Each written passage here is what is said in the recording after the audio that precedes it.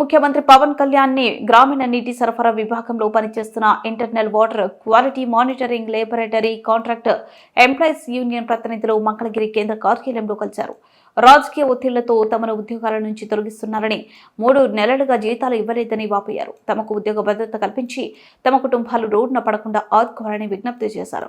ఈ సందర్భంగా పవన్ కళ్యాణ్ మాట్లాడుతూ సమస్య పరిష్కరిస్తామని, పెండింగ్ లో జీతాలు క్లియర్ చేసేలా అధికారులకు ఆదేశాలు జారీ చేస్తారని హామీ ఇచ్చారు.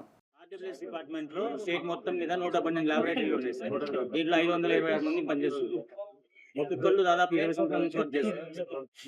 రీసెంట్ గా మన ఎలక్షన్ అయిపోయి మన గవర్నమెంట్ వచ్చిన తర్వాత ల్యాబ్ల నుంచి కొంతమంది తొలగిస్తున్నారు. అది కొంచెం వీళ్ళని తీసేసి వాళ్ళ తరపు మనుషులు పెట్టుకోమని చెప్పి చెప్తున్నారు. యాక్చువల్ గా మనకి గవర్నమెంట్ ఆఫ్ ఇండియా నుంచి లాగిన్స్ ఇచ్చారు సార్.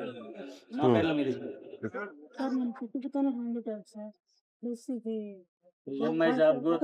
ఉంది సార్. నాకు తీసేచ్చే ఇబ్బంది పెట్టేసాను. జాబ్ తీసేస్తే ఏ పని చేయలేను. నాకు ఏజ్ 40 సంవత్సరాలు. ఆయన 13 సంవత్సరాలు సార్.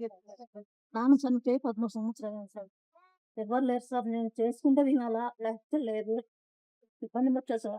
మీరు పని చేస్తారు హెల్పర్ గా పనిచేస్తుంది సార్. ఈ అమ్మాయిని కూడా తీసేసారు.